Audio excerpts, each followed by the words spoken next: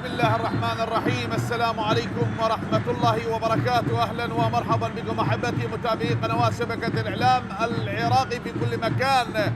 نبقى في الجولة 24 من منافسات دوري نجوم العراق، وهنا نادي نفط البصرة الفريق الذي حل ضيفا بمواجهة نادي القرمة بأرضه وأمام جماهيره هنا بملعب الرمادي، بعد ما انطلقت صافرة البداية لأحداث هذا اللقاء، صافرة الدولي يوسف السعيد ويساعده باسم مصر، محمد اياد، ليث فرحان حكم رابع، محمد صلاح حكم الفار، علي فاضل مساعد الفار. وهنا كذلك تشكيلة الفريقين، نادي نفط البصرة الفريق الذي حل ضيفا لملاقاة صاحب الأرض والجمهور من خلال مباراة اليوم.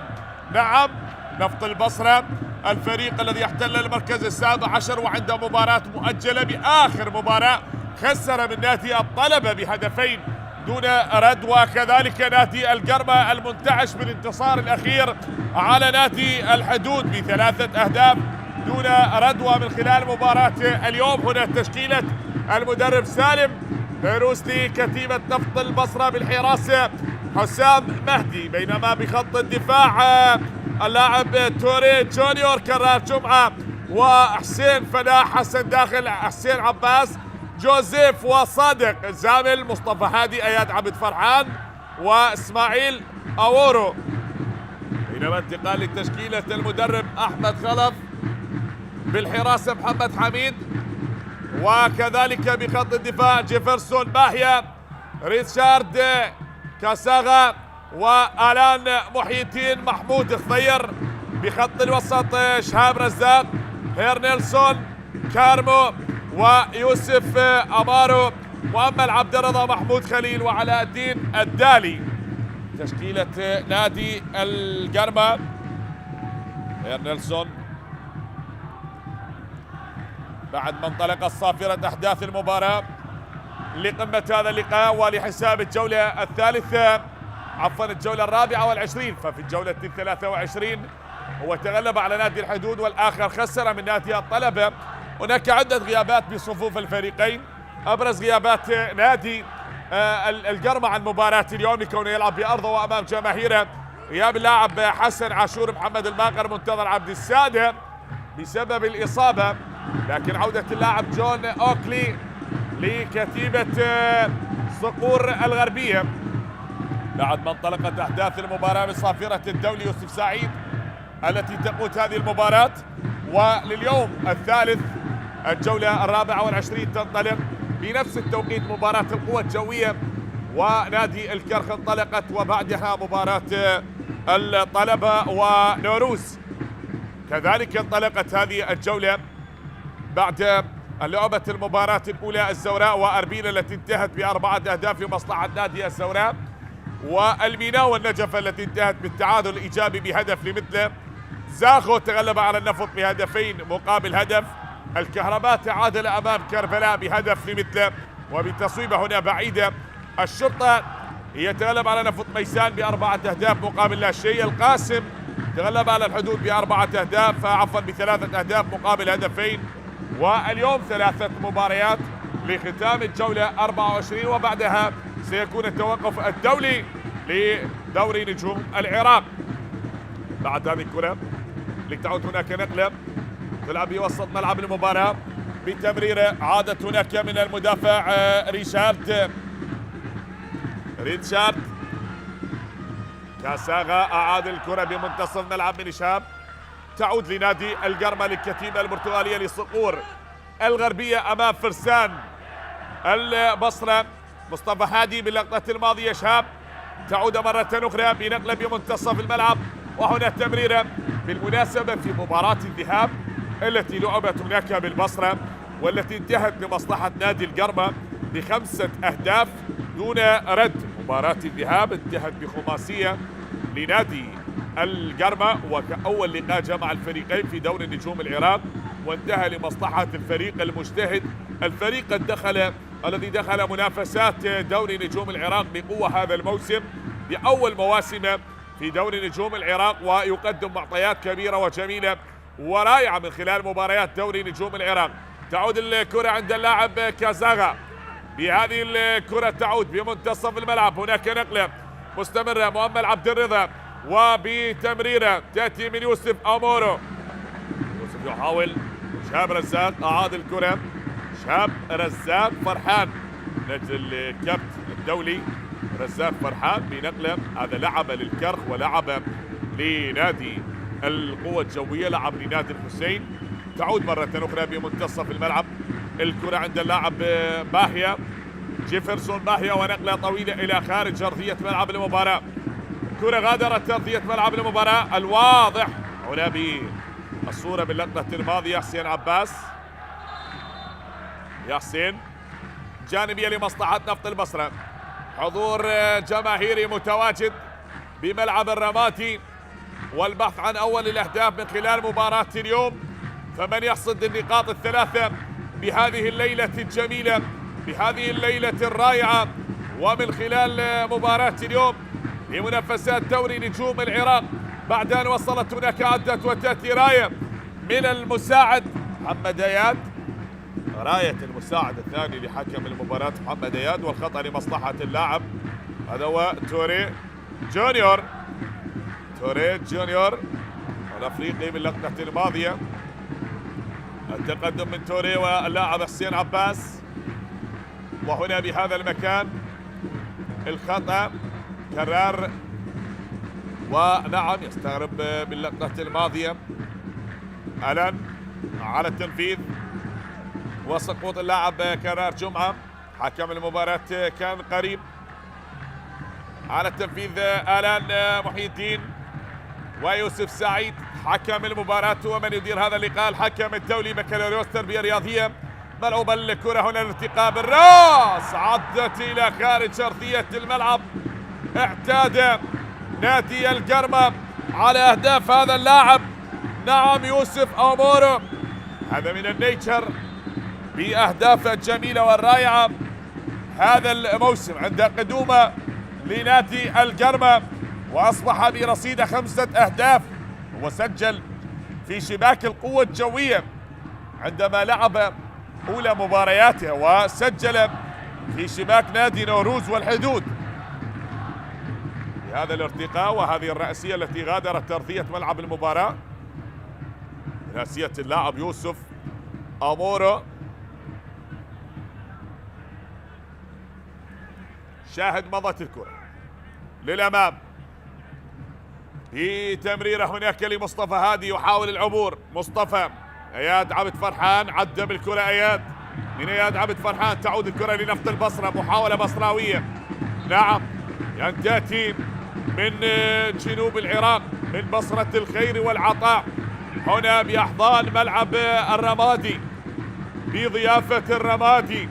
أبناء البصرة جاءوا من أجل النقاط الثلاث لمباراة اليوم، بينما أبناء القرمة من خلال هذا اللقاء بعد أن فازوا وحققوا الانتصار في مباراة الذهاب يريدون أن يعيدون الكرة مرة قرمة بتحقيق النقاط الثلاثة أم تكون للفريق الضيف خلال مباراة اليوم. هي وصلت الآن، هناك عدت علاء الدين من الدالي وتعود عند كرار.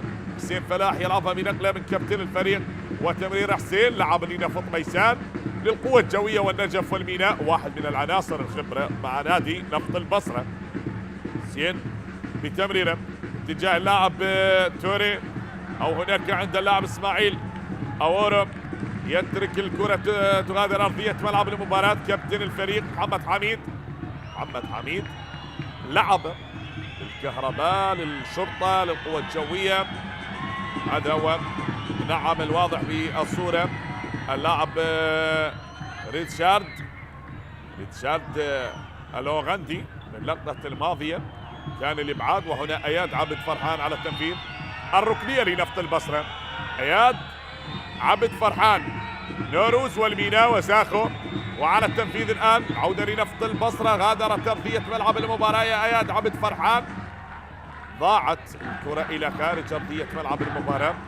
والواضح هناك جوزيف تمضي بمنتصف الملعب، محاولة العبور لا زالت مستمرة.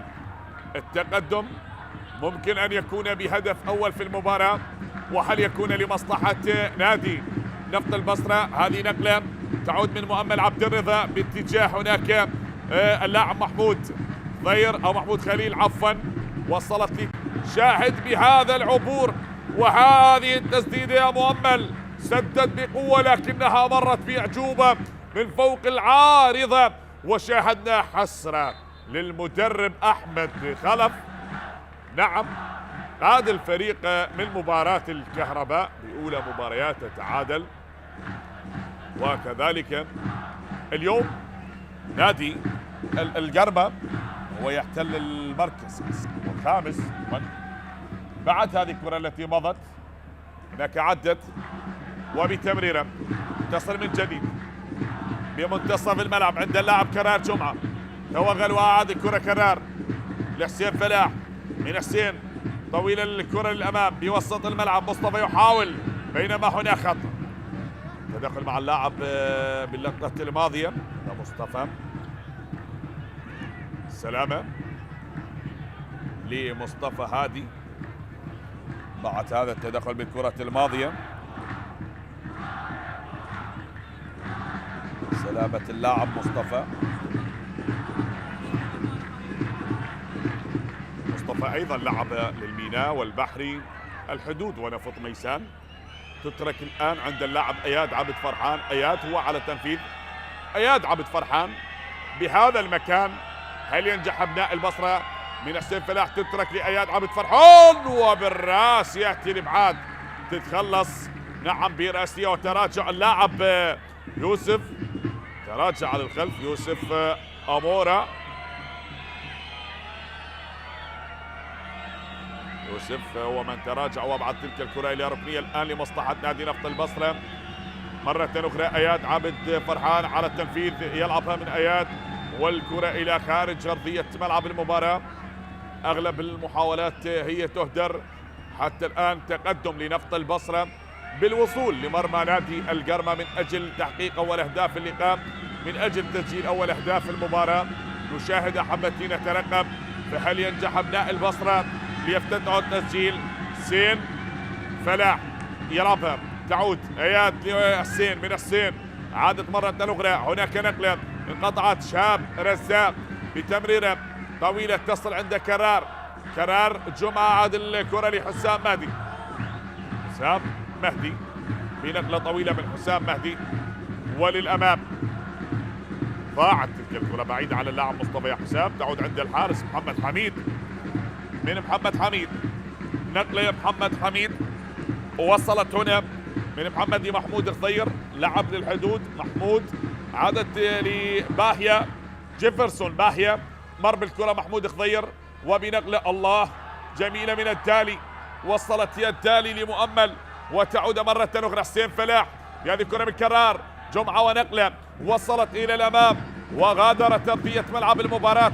هنا التكتيك بدأ للفريقين. هنا التحركات وهنا القائد عندما يشير للزملاء يقول لا تتراجعوا، دعوا هذه المنظومة الدفاعية تعمل بسلاسة، تقوم بقطع الكرات التي تحاول الوصول لبوكس ال18 والتي تحاول الوصول لمرمى حسام مهدي. لا بد أن نتقدم.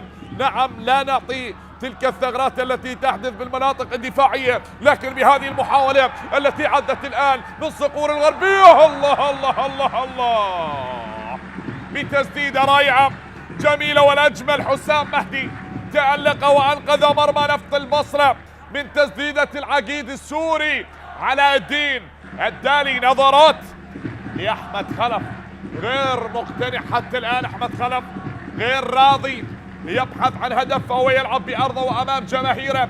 والركنية الآن لصقور الغربية يبحثون عن أول أهداف المباراة من خلال هذا اللقاء بليلة جميلة، بليلة رائعة، بليلة مثيرة.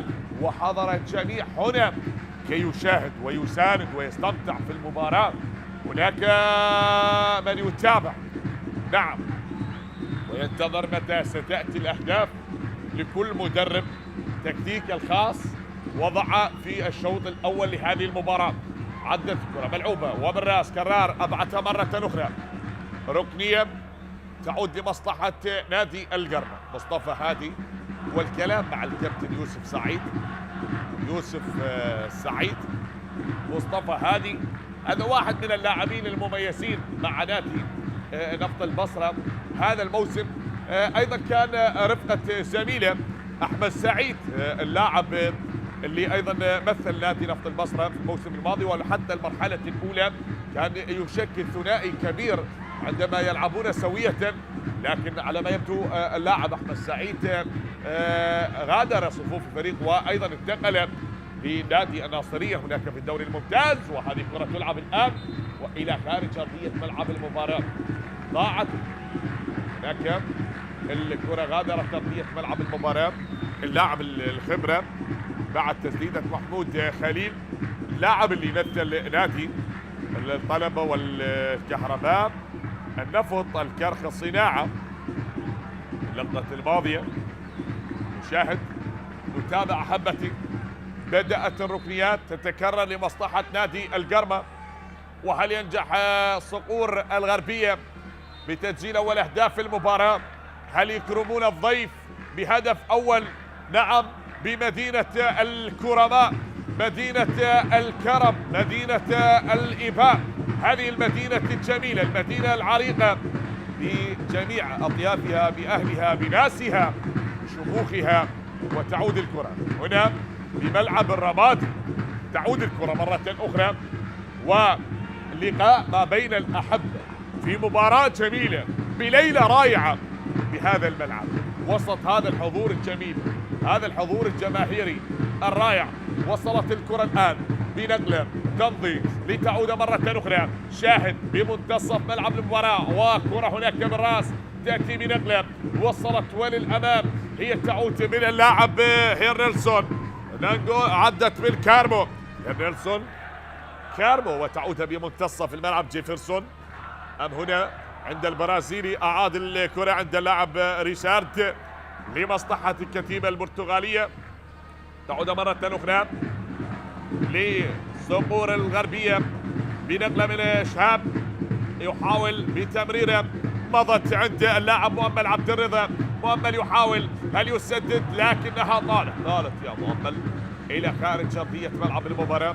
مؤمل، وهناك الكلام ما بين اللاعب مؤمل وشهاب رزاق باللقطة الماضية.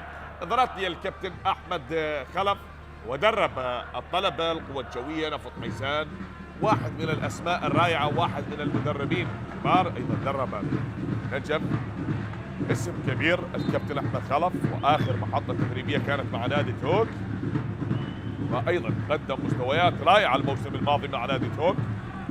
كذلك نادي هوك ممثل الكرة العراقية. نبارك لصقور الجبال ووصولهم للمباراة النهائية في بطولة دوري أبطال الخليج. مبارك، نعم، نفتخر كجمهور، كمتابعين، كإعلام، كقنوات ناقلة للأحداث الرياضية، وبالخصوص قنوات شبكة الإعلام العراقي. نفتخر ونبارك لنادي هوك ممثل الكرة العراقية، وفخرا للكرة العراقية بأولى مشاركاته في بطولة دوري أبطال الخليج والوصول للمباراة النهائية بعد فوز على نادي اتفاق السعودي ذهابا وإيابا. وهذه الكرة بعد هذه النقلة شاهد خروج الحارس حسام مهدي. سلامة للحارس حسام بهذه الكرة، القدم باللاعب. سلامة كل اللاعبين. نعم أحبتي، نادي القرمة لعب 23 مباراة، تمكن من الفوز ب9 مباريات، وتعادل ب6 مباريات، خسر 8 مباريات، تمكن من تسجيل 30 هدف بينما استقبل الشباكة 22 هدف برصيد 33 نقطة. هذه جماهير نادي القرمة المتواجدة هنا بملعب الرمادي، وهم يهتفون بهذه الأناشيد وبهذه الأهازيج الجميلة، مساندين نادي القرمة من خلال مباراة إن شاء الله ينهض سالما غانما بعد مرور اللاعب محمود خليل، وارتدمت قدم اللاعب بالحارس حسام. لا زال يتلقى العلاج بالمواجهات الأولى التي جمعت الفريقين في دوري نجوم العراق في مباراة الذهاب التي انتهت ب5 أهداف دون رد لمصلحة نادي القرمة، بينما أحبتي نادي نفط البصرة عنده مباراة مؤجلة أمام نادي الشرطة، لعب 22 مباراة، تمكن بالفوز ب6 مباريات وتعادل ب4، بينما خسر 12 مباراة، سجل 16 هدف واستقبل الشباك 29 هدف برصيد 22 نقطة. ومن خلال مباراة اليوم يسعى لتحقيق الأهداف والفوز بنقاط المباراة. هذه الجماهير المتواجدة، نعم أكيد عندما نرى الجماهير تكون متواجدة ويكون التشجيع بالروح الرياضية، التشجيع الحضاري، هذا يعطي رونقا للمباراة ويضيف متعة لمباريات دورينا، وأن نرى أنديتنا تتحلى بأصوات الجماهير وتتغنى جماهيرنا بالأناشيد الجميلة والدعم الإيجابي لأنديتنا حتى يكون حافز وداعم معنوي للاعبين خلال المباراة. وصلت الكرة لمنتصف الملعب من شهاب يا رزاق، أعاد الكرة هناك عند اللاعب جيفرسون باهية بتمريرة، مضت الكرة وعدت لا زالت، وهنا التدخل بالكرة الماضية من مؤمل ويأتي الإبعاد، خطأ لمصلحة اللاعب ناياد صافرة الكابتن يوسف سعيد، وتعود الكرة بنقلة هناك من مؤمل عند اللاعب شاب، يتراجع بهذه الكرة عند اللاعب مؤمل مرة أخرى، تعود بأقدام اللاعب باهية، جيفرسون من مؤمل تمضي والكرة لا زالت تحت أقدام اللاعب محمود الخضير بالعرضية، تلعب الكرة الإبعاد هناك يأتي من حسن داخل ومضت الكرة عدت صافرة تأتي من حكم المباراة، خطأ، وهذا هو حسن داخل لعب لنادي النجف والنفط نفط الوسط، وخطأ باللقطة الماضية، خطأ في صافرة حكم المباراة، والخطأ ما بين اللاعب هير نيلسون جولا كاربو باللقطة الماضية، عادت مرة أخرى محمود الخضير يلعبها للدالي، لكن حسام قريب ترك هذه الكرة تغادر أرضية ملعب المباراة. هذا علاء الدين الدالي المهاجم السوري، ولعب أيضا الموسم الماضي في دوري نجوم العراق مع نادي نفط ميسان، وأيضا انتقل لنادي مستر رفسنجان الإيراني، وعاد مرة أخرى لدوري نجوم العراق، لكن هذه المرة من بوابة نادي القرمة. اللاعب علاء الدين الدالي، حسام يلعبها الآن بنقلة طويلة، أحبتي من خلال مباراة الجولة 24، واحدة من أهم المباريات في هذه الجولة. القرمة يستضيف نفط البصرة من خلال هذا اللقاء، والأمور بهذا الحماس بهذه الندية، والدالي يحاول من علاء، تأتي هنا العرضية وهنا الإبعاد، يأتي من الخلف إلى خارج أرضية ملعب المباراة، خلص من حسن داخل، وعادت هناك جانبية تحية شاب يحاول تعود عند اللاعب اياد عبد فرحان، تقدم بهذه الكرة للأمام، هناك بالراس لا خاطئة بعيدة على مصطفى هادي، وتعود بنقلة أخرى هناك عند المدافع آلان محي الدين من محي الدين، وبنقلة باتجاه اللاعب يوسف، يحاول أومارو، ماشي الكرة عند اللاعب توري جونيور في وسط الملعب، نقلة عدت خاطئة انقطعت من توري، وتمضي حسين قريب من حسين، أبعد الكرة، لكن هناك حسين عباس خلصها من اللاعب محمود خضير، هذا اللاعب محمود خليل عفوا، وهناك محمود خضير في الجهة اليسرى، أبعدت الكرة الماضية، مؤمل، والكلام يا مؤمل مع زملائه، مؤمل لعب للطلبة والزوراء وأمانة بغداد، والواضح بالصورة يا مصطفى هادي، يا مصطفى كل شيء يمضي. اللاعب الشاب هذا هو حسين عباس، من حسين عباس ملعوبة الكرة للأمام وتبعد بهذا الأسلوب.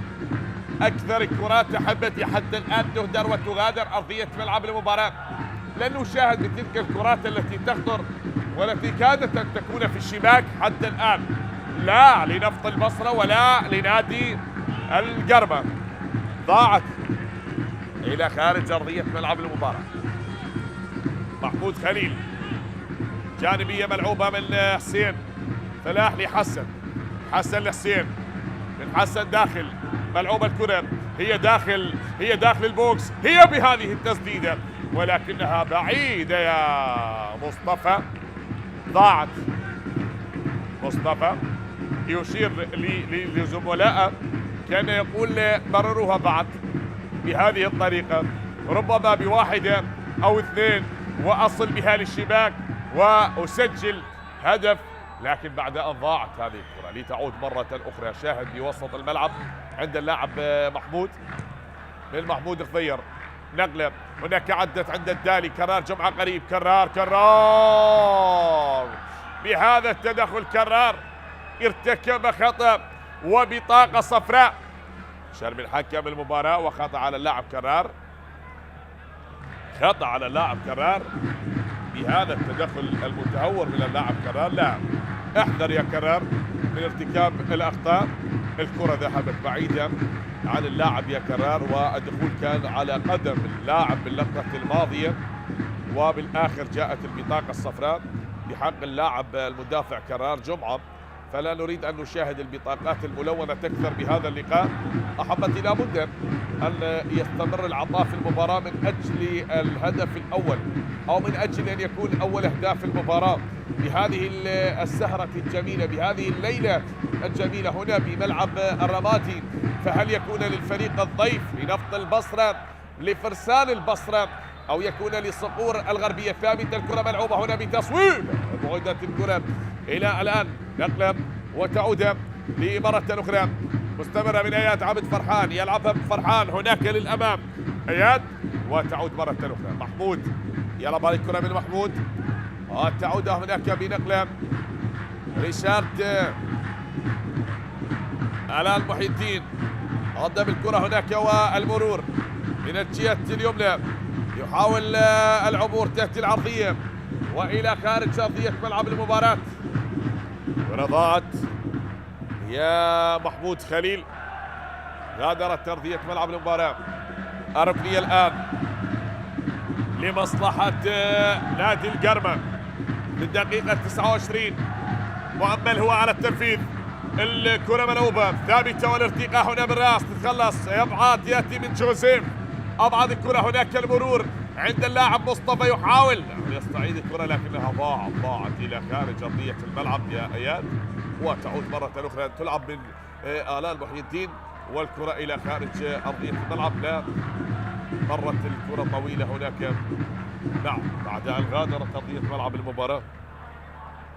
فشاهد اللاعب إسماعيل أورو يطلب من زملائه بأن تمرر الكرة للأمام خلف المدافعين، بأن تصل الكرة للمهاجم حتى يستطيع أن يحاول بمهاراته الفردية بسرعة هذا اللاعب، وكذلك ممكن أن يتمكن من العبور من دفاعات نادي القرمة. بعد هذه المحاولة والدخول من اللاعب كرار جمعة مع محمود ومؤمل عبد الرضا باللقطة الماضية، كرار بهذا التدخل مع اللاعب مؤمل وصافرة حكم المباراة، لكن هناك كان أيضا دفع من اللاعب مصطفى هادي باللقطة الماضية. الخطأ هنا لمصلحة نادي القرمة، ملعوبة الكرة هناك للأمام، الآن لعبها وتعود من مؤمل عبد الرضا، تأتي العرضية هنا جيفرسون باهية، الإبعاد من اللاعب جونيور، يلعب الكرة وللأمام توري، جونيور أبعدها وعادت لمحمود الخضير بنقلة، تعود عند اللاعب باهية، جيفرسون باهية وخروج للحارس حسام مهدي، حسام مهدي، ملعوبة الكرة من حسام وللأمام لمصلحة نفط البصرة. الآن هجمة بصراوية، مرت الكرة وللأمام للبصرة، عدت للبصرة، مرت، ولكن إسماعيل كان بعيد وحاول الوصول لكنها ضاعت على إسماعيل أورو باللقطة الماضية وأبعدها اللاعب هيرنلسون كارمو. تعود الآن هناك جانبية لمصلحة نادي نفط البصرة، لفرسان البصرة. نفط البصرة يعاني نعم بعد الخسارة الماضية التي تلقاها من نادي الطلبة، خسر هو 2-0. تعود الآن بتمريرة وتمضي. لا زالت الأمور مستمرة بالتعادل ما بين الفريقين. يسعى الفريقين من أجل تسجيل هدف ومن أجل كسب النقاط الثلاثة بمباراة اليوم. جماهير مستمرة وهي تقرع الطبول وتحتفل وتؤازر وتشجع وتنتظر بأن تكون هدف ليكون جمالا لهذه الأناشيد التي يتغنى بها الجمهور المتواجد بملعب المباراة. بعد أن وصلت كرة عند اللاعب جيفرسون باهية، يلعبها هنا من اللاعب يوسف أمورو، يلعبها وبنقلة ريتشارد هناك عند اللاعب كارمو هيرنلسون، بنقلة تعود مرة أخرى عند اللاعب باهية. جيفرسون باهية بعد ما وصلت تلك الكرة وبعدها عدت الآن بنقلة ماشية عند اللاعب مؤمل عدى بهذه الكرة، مؤمل مر بهذه المحاولة لاعب جونيور أبعدها وتعود هنا بتصويب، انقطعت لتعود مرة أخرى. هي ماشية للبصرة الآن، مرت للبصرة، مرت لنفط البصرة، وهنا تأتي الراية وخطأ لمصلحة اللاعب اياد عابد فرحان سافرا. فيا لها من ندية ويا لها من إثارة، يا لها من متعة. تبادل الهجمات مرة تكون للكرمة لصاحب الأرض وتارة تعود لنفط البصرة. يحاولون نفط البصرة بأن يشعلوا أجواء المباراة بنفطهم نعم الخام هنا بالرماتي، لكن هنا النادي القرمة الذي يريد أن يتغلب من خلال مباراة اليوم، الفريق الذي يريد أن يحرق آبار النفط بمباراته وهو يلعب بأرضه، يريد أن يسيطر على أحداث المباراة. لكن هنا بنفط البصرة بهذا الأسلوب مغاير، عادت انقطعت اياد عبد فرحان ونقلة تأتي صادق زامل. نعم وأخيرا ظهر صادق زامل بكرة. صادق زامل لن يظهر إلا القليل بالمحاولات بعد تلك الكرة التي لعبها صادق، ولكنها ذهبت بعيدة لتعود مرة أخرى هنا عند اللاعب نيلسون. دوران لشهاب من محمود، ماشية الكرة لمحمود، نقلة عند اللاعب يوسف، يحاول يوسف وتوري جونيور مع اللاعب يوسف، أبعد الكرة الماضية أو هذا جوزيف من تدخل وأبعد الكرة من اللاعب يوسف باللقطة الماضية. ملعوبة من محمود، الارتقاء يأتي الإبعاد، تتخلص تتهيأ الآن بهذه الطريقة من اللاعب بالتالي، لكن مضت الكرة وعدت. هناك نقلة تستمر، هل يستطيع اللاعب إسماعيل أورا اللحاق بالكرة الماضية ولكنها عند الحارس محمد حميد. من حميد لجيفرسون باهية، طويلة من باهية بالرأس، يأتي الإبعاد تتخلص بوسط الملعب، مرت الكرة الآن اياد عابد فرحان والكرة إلى خارج أرضية ملعب المباراة. ضاعت على اللاعب اياد عابد فرحان، الكرة غادرت أرضية ملعب المباراة. نظرات وتوجيهات الكابتن سالم نيروز،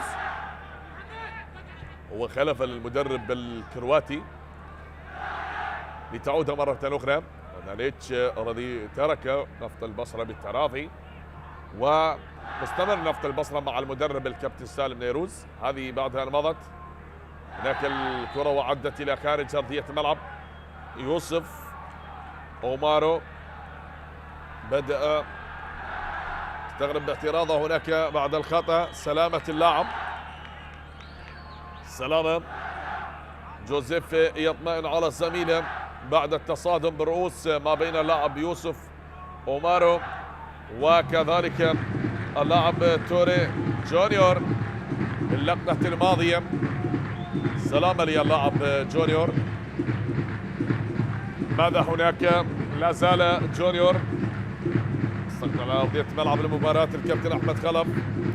شاهد المنافسة مشتدة ما بين الأندية الجماهيرية، وجميع أنديتنا جماهيرية هذا الموسم، تشاهد حتى نعم كل الأندية لديها قاعدة جماهيرية، أصبحت حتى أندية المؤسسات الأندية النفطية. وخير دليل شاهدنا بالأمس مباراة نادي الشرطة ونفط ميسان بملعب ميسان الأولمبي، كيف كان الحضور رائع ومميز بتلك المباراة الجميلة.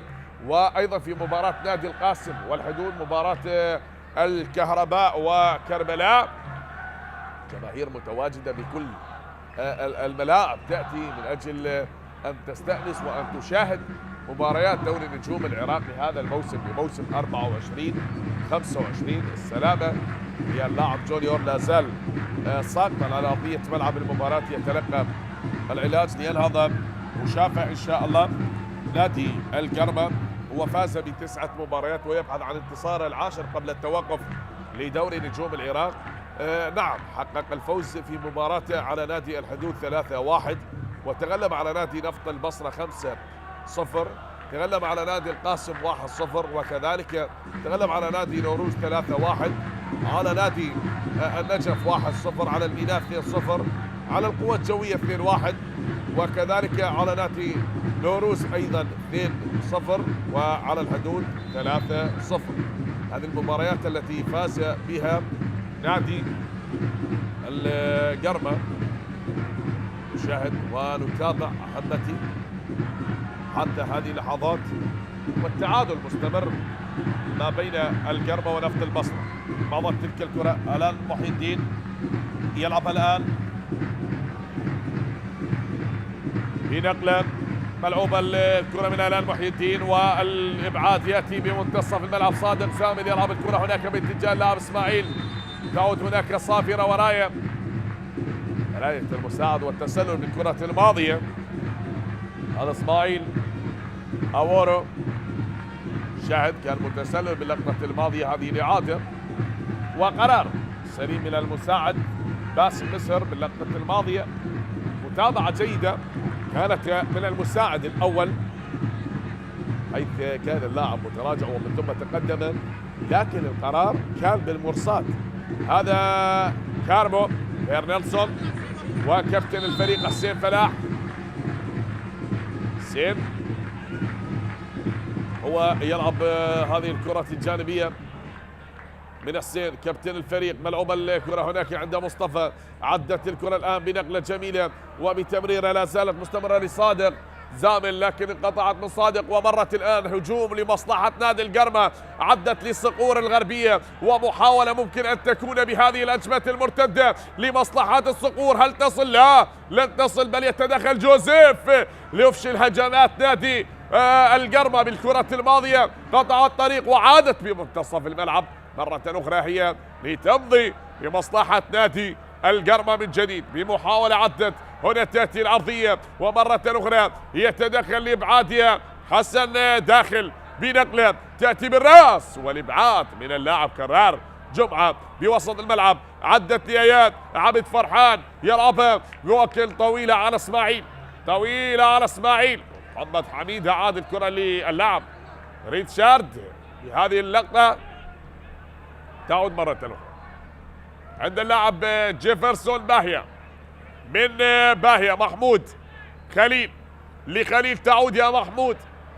هذا محمود خليل ينتظر ليعود بالكرة لمحمود الضير، ومرة أخرى عند اللاعب شاب رزاق، من شاب لكارمو، كارمو يلعبها نيلسون. كارمو أعاد الكرة هناك بتمريرة من مؤمل يرى محي الدين. تأتي العرضية، هذه كرة بالراس، وهنا عند الحارس تترك إلى خارج أرضية ملعب المباراة. الكرة غادرت أرضية ملعب المباراة. ثالث يا علاء الدين التالي بهذه الرأسية بعد تلك العرضية إلى اللاعب آلان محي الدين لعلاء الدين الدالي، والتي غادرت أرضية ملعب المباراة. تعادل قائم حتى الآن ما بين الفريقين، لا شيء للبصرة ولا شيء للقرمة. عادت الآن بنقلة مستمرة، هل تخطف هناك من مصطفى هادي، ولكن انقطعت لتعود مرة أخرى بوسط الملعب. بهذا الأسلوب أصبح نادي القرمة يعتمد على التمريرات خلف المدافعين، ونقل الكرات الهوائية الطويلة، ممكن أن تتخطى دفاعات نفط البصرة ويحاول من خلالها الاعتماد على مهارة اللاعب الدالي وكذلك ذكاء وتمريرات اللاعب يوسف أومارو بهذه الكرة وبهذه النقلة. محمود المحمود خضير، نقلة هناك تأتي عند اللاعب جيفرسون باهية يلعب محمود وعدت هنا عند الدالي وكرار تترك من الدالي وتأتي هنا العرضية بالراس تتخلص جونيور، أبعثني جوزيف هنا تعود مرة أخرى حسن يلعب الكرة طويلة من حسن مرة يا مصطفى هادي، هل يهدي البصرة هدف أول؟ مصطفى هادي، نعم يا هادي، عدت لإسماعيل وتأتي الكرة تنقطع هناك من المدافع ريتشارد كاساغا، أعاد الكرة لأوغندي ولتعود مرة أخرى لنادي القرمة. هذا كارمو نيلسون، هذا التدخل وخطأ على اللاعب مصطفى هادي باللقطة الماضية. شاهد وصلت بمنتصف ملعب المباراة، تعود من شهاب، أعاد الكرة هناك عند مؤمل، نقلة بوسط الملعب، تحركات بهذه الطريقة وخطأ، تحصل على خطأ مؤمل باللقطة الماضية لمصلحة نادي القرمة. عنده في الدكة لاعبين مميزين، تحدث عن لاعبي الفريقين، هناك في دكة المدرب سالم نيروز، عند حيدر عادل، عند محمود أحمد، عند أرستوتي، عند كان جينيفي مرتجى، وكذلك قاسم محمد كريم وفوفونا، بينما تشاهد دكة المدرب أحمد خلف. هذه كرة بالرأس وصلت عند عباس قاسم سجاد رعد محمد مصر، وكذلك جون أوكلي، محمد عدنان ياسر، وأحمد عبد الحسين وعنيد. هذه الأسماء المتواجدة في دكة البدلاء منذ بداية الدوري، وكان اللاعب نعم الثنائي، تحدث عن ثنائي نادي القرمة الذي كان دائما يشكل خطر أو يصنع الفارق أو يسجل أو يقود فريقا للفوز، عن اللاعب جون أوكلي واللاعب محمد مصر. لكن في أغلب الأحيان في مباريات الكابتن أحمد خلف مع نادي القرمة لن ترى اللاعب جون أوكلي وكذلك اللاعب محمد مصر إلا ممكن أن يشركوا كبطاقات رابحة أحيانا في الشوط الثاني. هذه كرة تلعب وبالراس، قطعت لتعود مرة أخرى. الشاهد بمحاولة عادة قطعت من يد عبد فرحان، عدى بالكرة عبد فرحان بنقلة لصادق، يلعبها هناك بتمريرة لمصطفى مرة أخرى. مصطفى هل يقود هذا الهجوم بنجاح؟ ولكن عادت بالمصطفى، نعم افتكاك للكرة الماضية لمصلحة نفط البصرة، وعادت مرة أخرى هي بأقدام لاعبي نفط البصرة. تأتي العرضية، الكرة طويلة باتجاه هنا اللاعب حسين، ولكنها طالت على حسين وغادرت أرضية ملعب المباراة، ضاعت على حسين لتعود مرة أخرى. زين حتى الآن الأداء ما بين الفريقين زين بطريقة رائعة، نعم لا شيء لصاحب الأرض وجمهور نادي القرمة ولا شيء لنفط البصرة حتى الدقيقة 45 من أحداث الشوط الأول والثواني المتبقية من أحداث هذا الشوط، أو ممكن أن يذهب بنا هذا الشوط بالتعادل من دون أهداف ونعود بشوط التكتيك، شوط المدربين، تتغير الأمور. هذه مرة أو ممكن يفعلها اللاعب هذا هو إسماعيل أن يتخطى ريتشارد، ولكن هنا ريتشارد الأوغندي أبعد الكرة الماضية إلى خارج أرضية ملعب المباراة. يتحصل نفط البصرة على ركنية بهذه اللحظات المتبقية من أحداث الشوط الأول. هل ينجح نفط البصرة وينهي هذا الشوط بهدف؟ هل يتقدم من خلال هذه الكرة الثابتة الركنية الآن لنفط البصرة؟ 3 دقائق كوقت إضافي، هل يفعلونها بالوقت الإضافي وعن طريق اللاعب الخبرة ويذهب للتنفيذ؟ حسين فلاح على التنفيذ لهذه الركنية لنفط البصرة لفرسان البصرة، وحسين فلاح على التنفيذ بقدم الخبرة، ملعوبة الكرة بالراس، هنا الإبعاد تتخلص وتعود من محمود خليل، بينما جوزيف تراجع بهذه الكرة من جوزيف بوسط الملعب. نقلة عادت هناك توري، ومن توري جونيور مضت عند اللاعب حسين عباس، وبنقلة يا ناس بوسط الملعب بلمسة بإحساس بمهارة تعود لحسن هنا، والكرة من حسين فلاح تأتي العرضية لكنها هناك بعيدة على اللاعب حسن داخل. هل يتراجع بالكرة؟ هل يعطيها لمصطفى؟ مصطفى وحسن، لكن هنا قريب صادق. تمريره جونيور عند اللاعب جوزيف، صادق يحاول تتخلص وتنقطع لتعود مرة أخرى. هيرنيلسون كاربو، والكرة لمحمود، عدت يا محمود، مستمرة عند اللاعب محمود خضير، تعود عند اللاعب جيفرسون باهية، من باهية بمنتصف الملعب، والكرة نقلة تعود عند اللاعب محمود خضير، من محمود خضير وتعود مرة أخرى. هذه بأقدام اللاعب كارمو، هير نيلسون كارمو بوسط ملعب المباراة. عدت الآن بنقلة، هذا مؤمل يحاول تراجع بهذه الكرة والتراجع لدفاعات البصرة. واضح في هذه اللحظات كذلك الحفاظ هو أن يكون بالنتيجة البيضاء خلال الشوط الأول، ممكن أن تصحح الأمور والثغرات الدفاعية في الشوط الثاني، ممكن أن تعزز بمهاجم يستغل تقدمات اللاعبين، وممكن أن يسجل هدف بعد أن سجل بالدالي واللاعب يوسف أمورو. ممكن في الشوط الثاني يشرك اللاعب محمد عدنان دوحي في حال إذا استمر التعادل، أو يشرك اللاعب جون أوكلي بدلا من اللاعب علاء الدين الدالي مع هذه الكرة التي مضت، أو ممكن اللاعب فافونا يشترك بدلا من اللاعب كذلك جوزيف أو إسماعيل. عند عبد فرحان، عند قاسم محمد، بعد أن مضت تلك الكرة وبعد أن غادرت.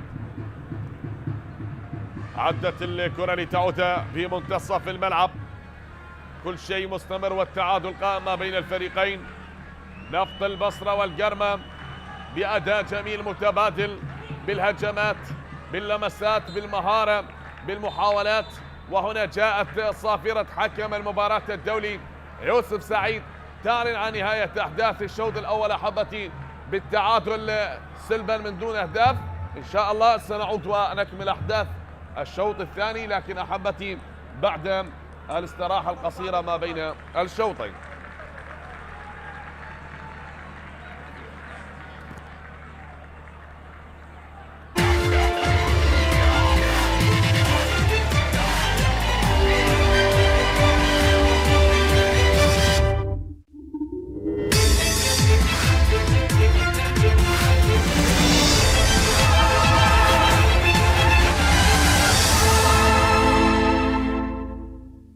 ينطلق كرار، ممكن المهارة من كرار، يحاول يسدد هيليو والضغط على كرار، ينتظر كرار، يهيئ داخل منطقة الجزاء حميد الطائي، ممكن الميناء داخل منطقة جزاء أربيل، يلا يا حميد داخل منطقة الجزاء،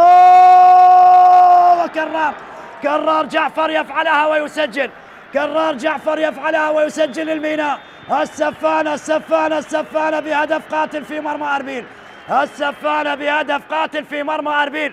الميناء يسجل في مرمى أربيل، الميناء يسجل في مرمى أربيل بهدف جميل عن طريق الصغير الماكر كرار جعفر، يسجل في مرمى أربيل بهدف قاتل فعلها الميناء، فعلتها السفانة في هذه اللحظات بهدف عن طريق كرار. لاحظ الإعادة، لاحظ حميد الطائي مرر كرة جميلة لكرار غير متسلل كرار، ويضعها على يمين حارس المرمى دولوفان مهدي. يسجل الآن فريق الميناء عن طريق كرار جعفر هدف جميل في مرمى أربيل ليعلن عن هدف قاتل في هذه اللحظات.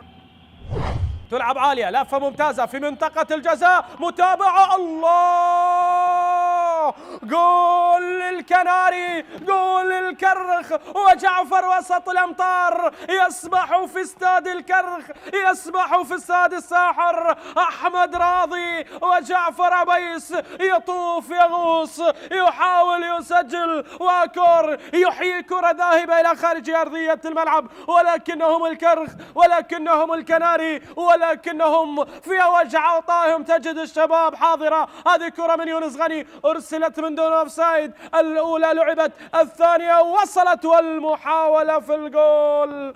الهدف شرعي، الهدف من غير اوفسايد، لا اوفسايد، نو اوفسايد، والكرة في المرمى، رأسية أولى، متابعة ثانية، والكرة بالمباشر في الجول. هذه رأسية عمر، وصلت إلى من؟ وصلت إلى بنيامين، الكور إلى جعفر، والكرة وهدف أول، وإيقاف المتصدر مهما قد يفعلها عبد الجبار. من جانب لاعبي زاخو تترك الآن إلى من؟ إلى أحمد ياسين. أين ناصر؟ هذا ناصر محمد، الله! اليماني اليماني اليماني يحضر الآن، يعيد زاخو إلى التعادل. المتصدر لا يتعثر، لا يخسر، يعود إلى المباراة بصدمة كبيرة في الكرخ، بصدمة كبيرة. هنا جمهور زاخو، هنا الانفعال، هنا هستيريا في المدرج، هنا عودة أبناء الخابور. لاحظ الكرة وصلت عالية من دون اوفسايد، تركت لمن؟ تركت للأسود. هذا الأسود وضع الكلمة، أثر الصندوق موجود، أثر الصندوق الأسود موجود، حاضر في أرضية الملعب. لذلك الهدف قادم، والهدف وتا، وصلت إلى ناصر، كنترول عالمي، قراءة رائعة، وشاكر يتفرج. هذا الكنترول سوبر من ناصر، وتسديد سوبر، وسوبر ناصر يعيد زاخو إلى المباراة، يعيد زاخو إلى التعادل. أبناء الخابور عن طريق السوبر ناصر محمدو. العراق بعد أن وصلت الكرة وعدت هناك بنقلة تمريرة، وصلت الآن، جول!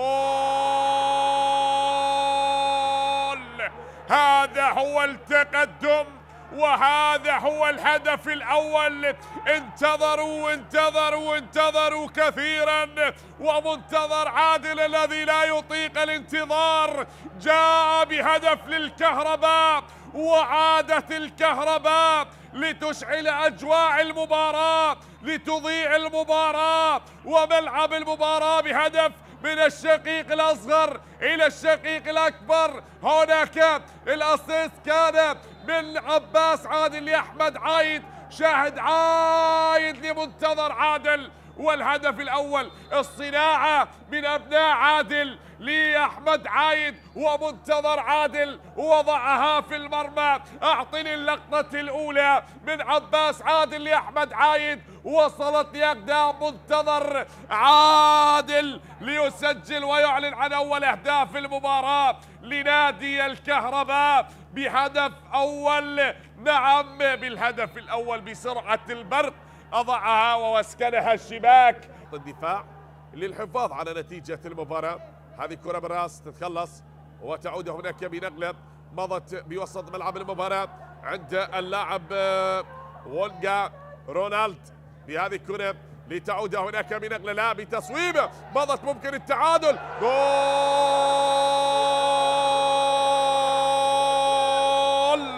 يأتي هدف التعادل، لويس بهاما يسجل هدف التعادل لنادي ديالا للكتيبة البرتغالية. تعدلت الأمور، تعدل المزاج البرتغالي لديالا لمدينة البرتغال. يأتي هدف التعادل من البديل. هذا المرور كانوا يظنون بأنها تسلل، لكن لويس بهاما لن يقف مكتوف الأيدي ويتحرك بسلاسة ليعدل الأمور لمصلحة نادي ديالا ويسجل هدف التعادل بالمباراة في الوقت القاتل. يأتي هدف التعادل عن طريق البديل، لويس بهاما يسجل هدف التعادل لنادي ديالا. هي مباراة بكل تأكيد يعني مباراة صعبة على الزوراء، ولكنها ليست مستحيلة، وصعبة على النجف ولكنها ليست الله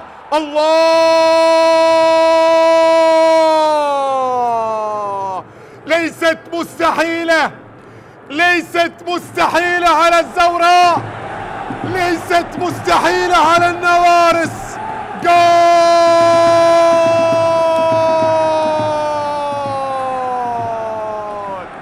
سجل الزوراء.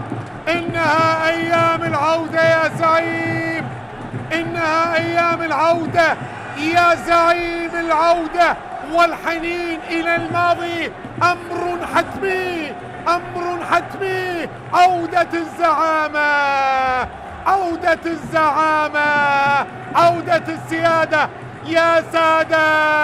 اي نعم، اي نعم، اي والله، اي والله، بهكذا طريقة، بهكذا طريقة. الله الله الله الله الله الله على الهدف الجميل. يوه يوه أرضية الملعب. إبراهيم توميو يحاول أن يمر، بعد ذلك الكرة فيها عودة وسرهان. حكم المباراة صفر، صفر أو لا، صفر أو لا، صفر ربما، أو جول ثاني، جول ثاني يحتسب، يحتسب، يحتسب لمصلحة الزوراء. سرهنج محسن في اللقطة الماضية والكرة مرت إلى داخل الشباك ليتقدم الزوراء. يحتسب الهدف.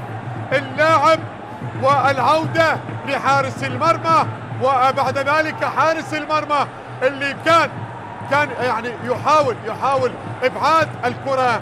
شوف شوف شوف شوف شوف شوف الإعادة، ابعاد خاطئ كلف الفريق هدف ثاني، يكلف الفريق هدف ثاني لمصلحة الزوراء. شوف الكرة، هذه الكرة اللي نقول عنها غدارة. باز علي يتقدم، علي سدد، جول، جول.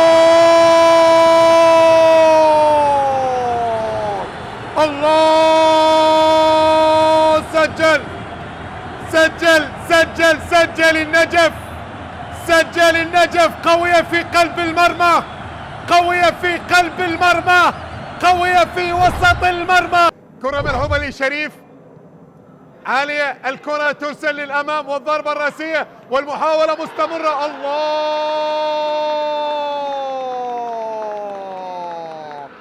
ظهر التنزاني، ظهر التنزاني سايمون مسوفة، سايمون مسوفة سجل للطلبة. يتقدم الطلبة بأول أهداف المباراة بكرة يسارية في وسط المرمى ليتقدم الطلبة. سجل الطلبة أول أهداف المباراة في الدقيقة 25 من زمن الشوط الأول. سايمون مسوفة صاحب الأهداف الأربعة يسجل هدف الخامس من خلال هذا الموسم، وبالتالي هدف مقابل لا شيء عن طريق التنزاني سايمون مسوفة. شوف الكرة بدأت من شريف أرسل الكرة عالية، وبعد ذلك لؤي الهاني، ومن ثم مرت على لاوندي، ولكنها ما مرت على الأسمراني، ما مرت على الأفريقي، ما مرت على التنزاني، ما مرت على سايمون، ما مرت على مسافة، وبالتالي يتقدم بأول الأهداف للأنيق للطلبة. هدف مقابل لا شيء الآن. 5 دقائق. هنا الكرة تخطف من قبل مهدي كامل، مهدي تقدم، مهدي تمريرة، سايمون للثاني. الله، جول ثاني، هدف ثاني لأنيق العاصمة، هدف ثاني لأنيق العاصمة. إنها العودة، إنها العودة التي ستكون أقوى بلا شك. انتظروا عودتي بعد الغياب. نحن فريق الأمس واليوم وغدا. نعم، هكذا هي العودة، وهكذا هي المباراة، وهكذا هي الأهداف سجلت. وهنا هدف قاتل للمرة الثانية. يظهر لنا الأسمراني، يظهر لنا التنزاني ليسجل ثاني الأهداف. سايمون مسوفة، وسايمون يسجل 6 أهدافه من خلال هذا الموسم. شوف سايمون يحتفل بهذه الطريقة. 0-0. هنا محاولة، محمود يحاول يعدي، يبحث عن كرة عرضية، وهذا علاء بالروس، جول. جول لأومارو، رأسية جميلة لصقور الغربية، ارتقاء جميل ورائع ليوسف أومارو اللي يسجل أول أهداف المباراة. فرحة الجماهير وفرحة السيد أحمد خلف بهدف ولا أروع لهذا اللاعب يوسف أومارو بعدما سجل في مرمى القوة الجوية ونوروز. ها هو يسجل الآن في مرمى الحدود، هدف رائع جدا، هدف جميل. شوفها بالإعادة، علاء الدين كرة عرضية رأسية، يا سلام يا سلام. شوف علاء وضعها على رأسه وبالتالي خلاها في الشباك ليسجل أول أهداف المباراة. واحد القرمة لا شيء الحدود. نعم، بهذه اللقطة بهذا الارتقاء للأسمراني يسجل يوسف أومارو. محاولة الانطلاقة لمصلحة علاء، ينقل له كرة، يبحث عن المنطلق. هذه خطيرة محمود، يا سلام. هذا البديل، هذا اللي اشترك في شوط المباراة الثاني. نعم، محمد عدنان دوحي يسجل لمصلحة القرمة ثاني الأهداف. وهذه فرحة دوحي وفرحة الجماهير بعدما سجل في مرمى الشرطة وكذلك الحدود ونفط البصرة والميناء. يسجل الهدف الخامس الشخصي له وثاني أهداف القرمة في مباراة اليوم. هدف رائع جدا. شوف الخطأ الدفاعي، بعد ذلك خطفها وضعها في الشباك. صعبة على حيدر باسم. يسجل ثاني أهداف القرمة في مباراة اليوم. لا شيء. محمد عدنان يبدو اللاعب البديل، تغيير اللي أجراء السيد أحمد خلف في فترة الاستراحة، وبالتالي يضاعف نتيجة اللقاء. محمد عدنان، السيد أحمد خلف. كرة تعود البرازيلي جيفرسون، ينقل له كرة لإشهاب، يتقدم، حاول يعدي، يمر، ينقلها لمحمد عدنان.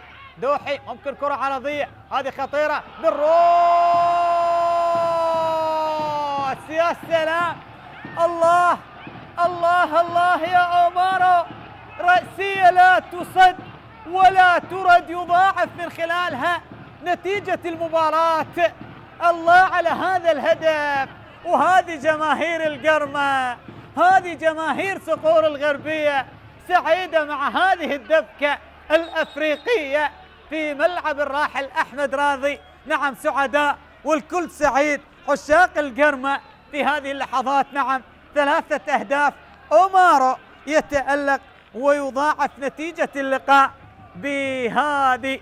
شوف التمريرة، شوف المحاولة، بعد ذلك وصلت لي محمد عدنان. اليوم ما شاء الله يسجل ويصنع هدف، ورأسية أومارو. يوم الراس شغال لأومارو في مباراة اليوم. هدف جميل ويضاعف النتيجة 3.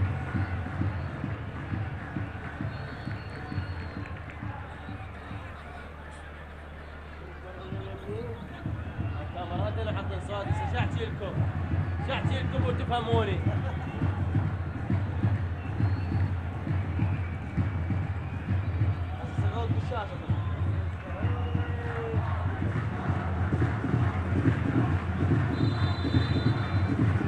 أعزائي مشاهدي قنوات شبكة الإعلام العراقي الكرام، السلام عليكم ورحمة الله وبركاته. مرة أخرى عودة للشوط الثاني من لقاء فريقي، نتحدث عن مباراة القرمة ونفط البصرة. الشوط الأول انتهى بالتعادل بدون أهداف ما بين الفريقين، وبالتالي شوط متوسط المستوى، أفضلية للفريق القرمة. هنا تغيير محمد عدنان،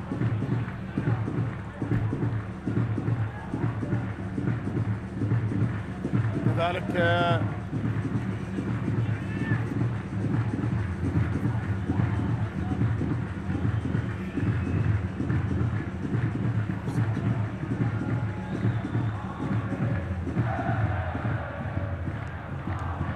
كما ذكرت بأن هناك تغيير محمد عدنان بديلا لمحمود خليل.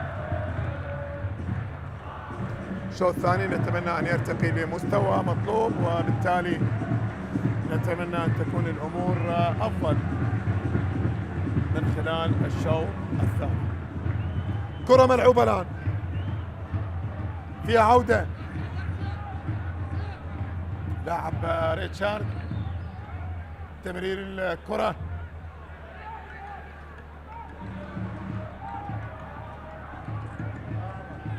جيفرسون، لاعب البرازيلي، تمرير لجيفرسون من ريتشارد إلى خارج أرضية الملعب.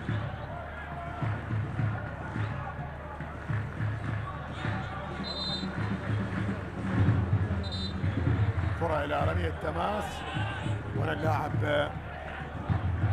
لاعب فريق نفط البصرة، كرة الماضية ورمية التماس، تنفذ الكرة،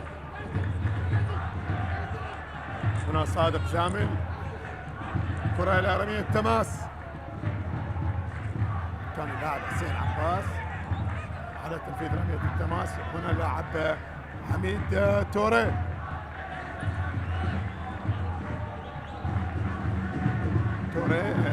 جونيور، رمية تماس، كرة داخل منطقة الجزاء، ابعاد للكرة، تمرير بعد ذلك،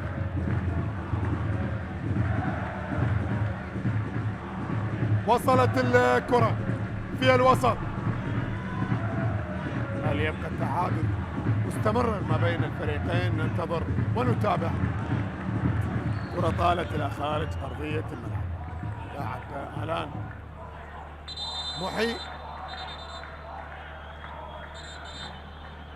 رمية تماس، المدرب سالم نيروز، بالمقابل المدرب أحمد خلف بكل تأكيد.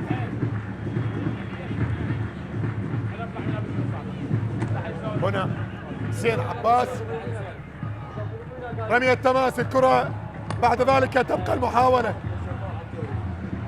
مطالبة بخطأ قبل علاء الدين الداني لاعب السوري. هنا كذلك شهاب رزاق،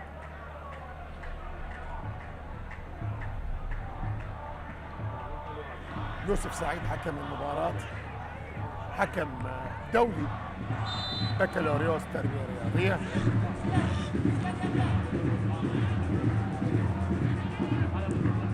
هذا علاء الدين الدالي، كرة تبقى، وبعد ذلك التمريرة والإبعاد بضربة رأسية وصلت لحارس المرمى محمد حميد.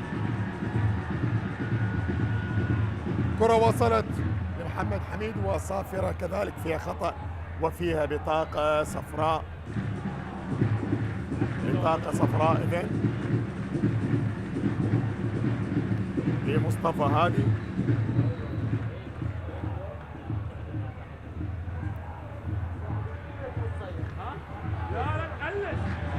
السلامة للكابتن محمد حميد، حارس مرمى خبرة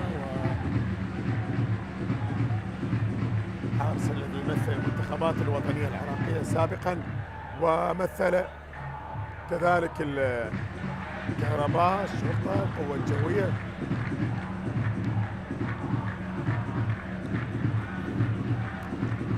كرة فيها التمريرة، كرار جمعة بكرة أمامية،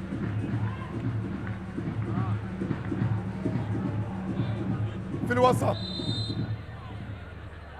سافرة ولدينا خطأ.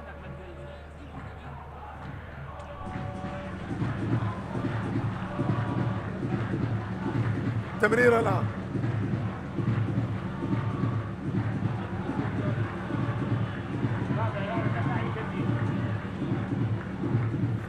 رمية تماس،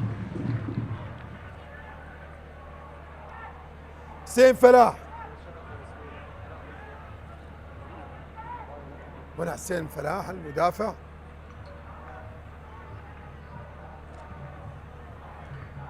بعد ذلك الكرة ترسل للأمام عالية،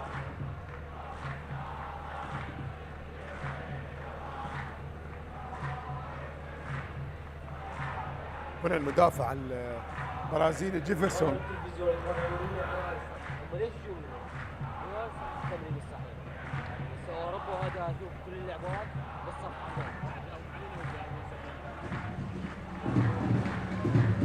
كرة من جهة اليسار،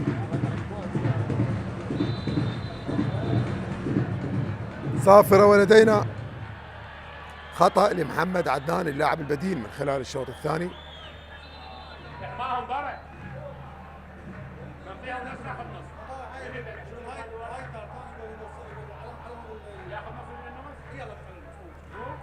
هنا البطاقة الصفراء لحسين فلاح.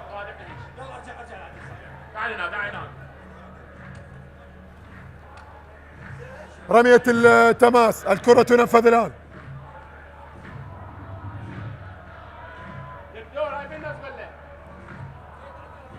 هجوم للقرمة، محاولة مستمرة، عرضية عالية، ومحمود خضير في الكرة الماضية الكرة العرضية ولكنها وصلت لحارس المرمى حسام مهدي.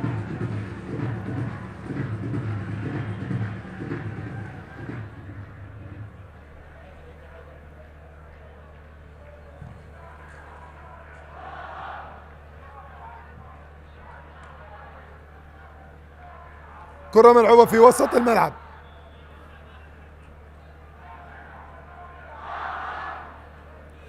تمرير بعد ذلك،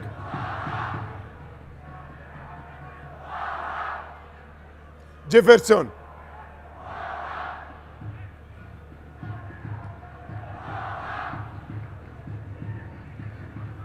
هجوم الآن،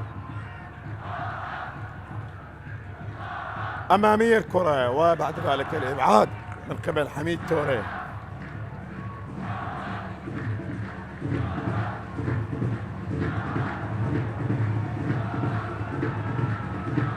عالية الكرة، إبعاد الآن إلى رمية تماس.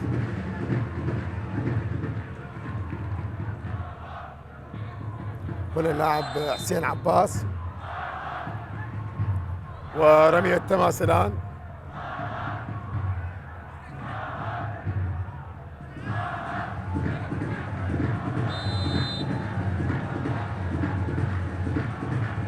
رمية التماس،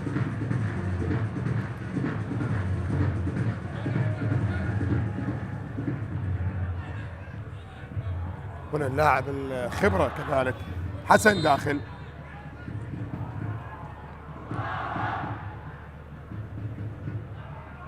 كرة إلى جهة اليمين، محاولة مستمرة، تمرير بعد ذلك، اصطدت وتحولت إلى ركلة ركنية. محمود خضير،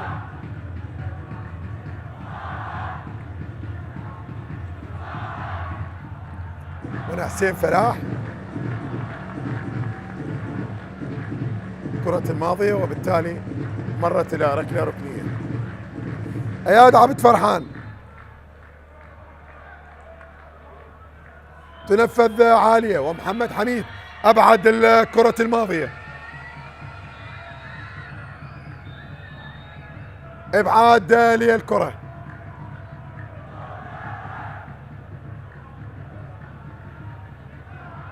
هجوم للقرمة والمحاولة مستمرة، تبقى المحاولة جهة اليسار لمحمود خضير،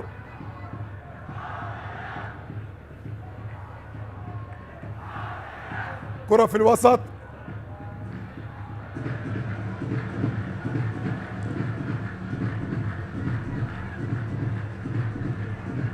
علاء الدين الدالي،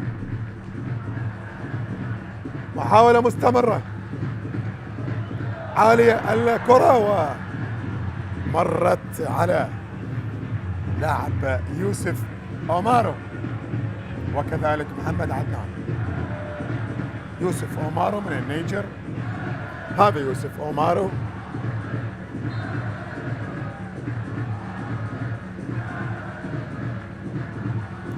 تحدث عن لاعب وتتحدث عن مشوار فريق القرمة من خلال المباريات الماضية في الدوري.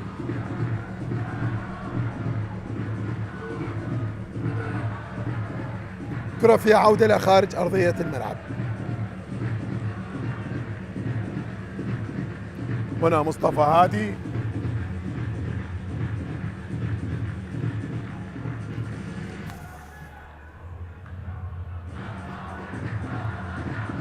كرة في الوسط،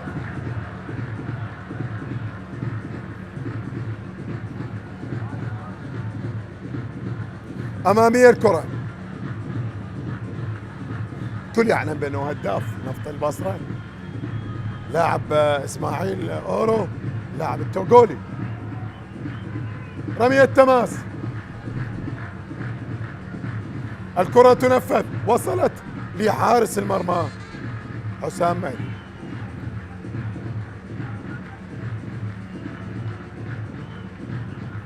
هنا كذلك تحدث عن اللاعبين وحضور اللاعبين. كان مؤمل عبد الرضا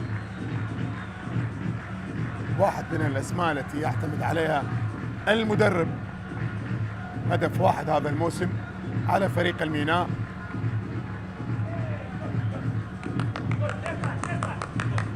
كرة أمامية،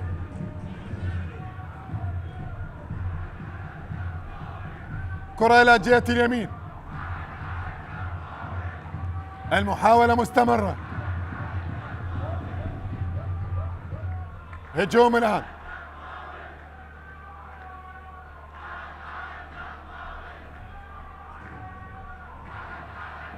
تبقى المحاولة تمريرة وداخل منطقة الجزاء، ولكن الكرة اصطدت وتحولت ربما راية. نعم راية. حكم المساعد باسم مزهر. شوف الإعادة، علاء الدين الدالي في وضعية تسلل كان، وبالتالي ضربة حرة غير مباشرة.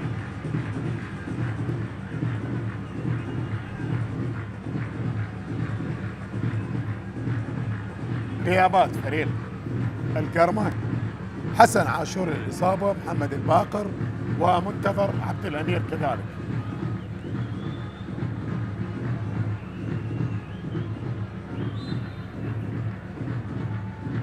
صافرة وخطأ، ركلة حرة مباشرة.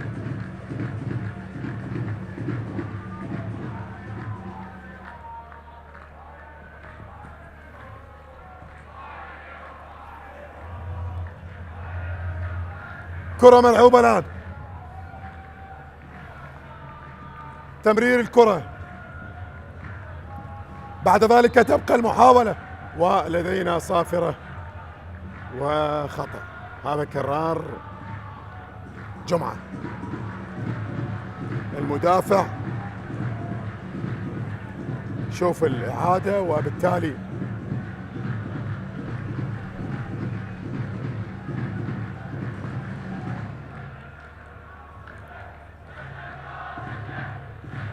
صافرة ولدينا خطأ.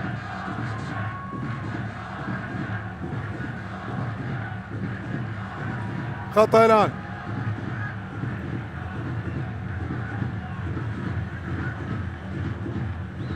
رمية تماس،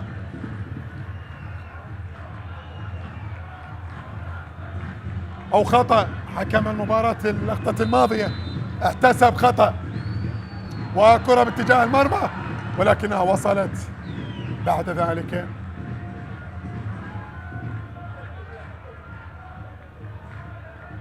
لحارس المرمى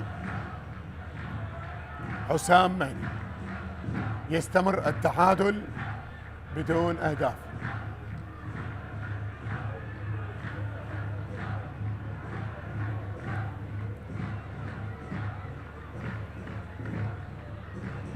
هجوم للقرمة،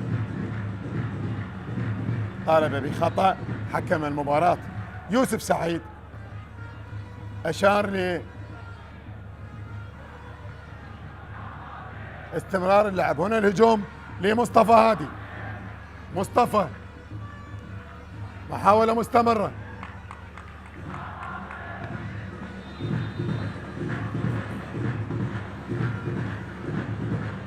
التغييرات القادمة محمد مزهر وكذلك جون أوكلي.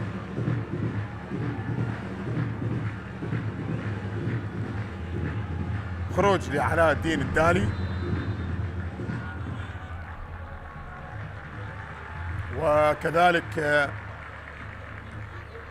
خروج هيري نيلسون. كارمو لاعب الأنغولي من أنغولا. علاء الدين الدالي طبعا هدفين سجل عليه الكهرباء وسجل على نفط ميسان، الفريق الذي مثله في دورينا.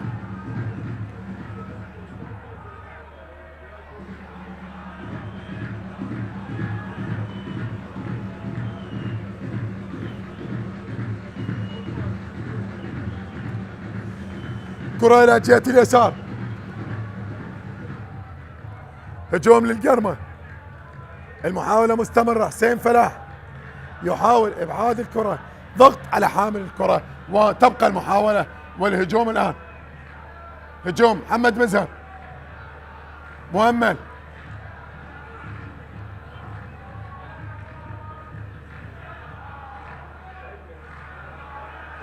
تمريرة الآن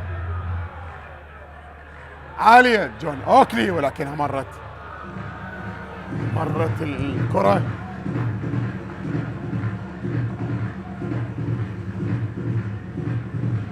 مباراة لغاية الآن.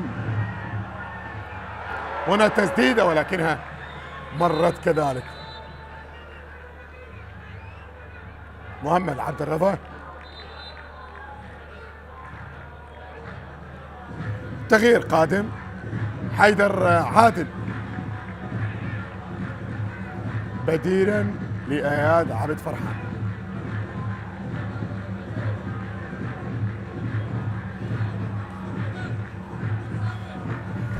طبعا أقدم اعتذاري لإكمال المباراة.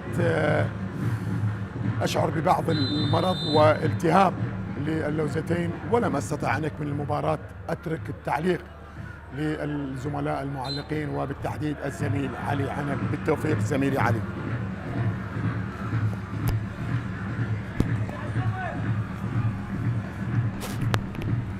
شكرا زميلي علي الشمري، نسأل الله الشفاء العاجل لك ولجميع مرضى المسلمين. أحبتي المشاهدين، تبقى قنوات شبكة الإعلام العراقي تقدم طبعا الأحداث المحلية أولا بأول دوري نجوم العراق. القرمة ونفط البصرة والتعادل السلبي لغاية الآن ما بين الفريقين لغاية الدقيقة 65. مباراة أكيد يعني فيها الكثير والكثير من الحسابات، وخاصة فريق القرمة يبحث عن 3 نقاط هنا في ملعبه أمام جماهيره. مباراة ليس سهلة بالمرة. فريق نفط البصرة يريد الخروج من مراكز الخطر، من منطقة الهبوط، وخاصة فريق نفط البصرة طبعا في المركز 17 في مركز مرحلة تفادي الهبوط. هنا المحاولة من اليسار لكن قطعت الكرة، عادت لمصلحة فريق نفط البصرة. تمريرة أمامية، إسماعيل أورو يحاول هنا من جهة اليسار، محاولة المرور من اللاعب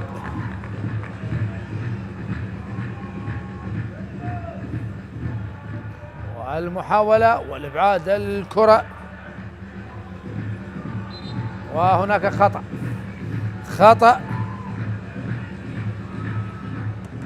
لمصلحة الفريق القرمة، لمصلحة اللاعب محمد مصر. وضع على الصورة شاهد اللقطة المشتركة ما بين محمد مصر وصادق زامل.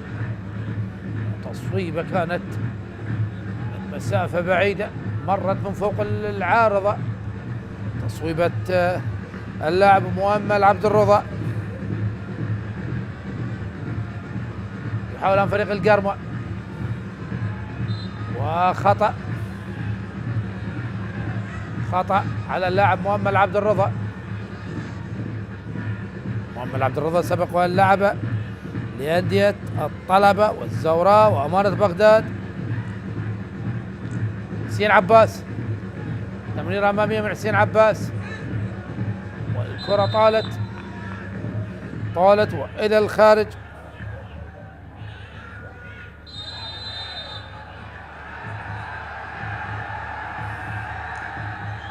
وبطاقة صفراء.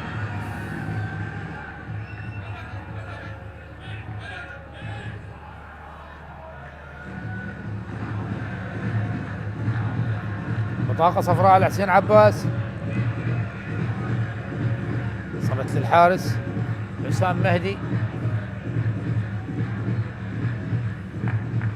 هذا هو حسين عباس الذي نال البطاقة الصفراء بعد هذه الكرة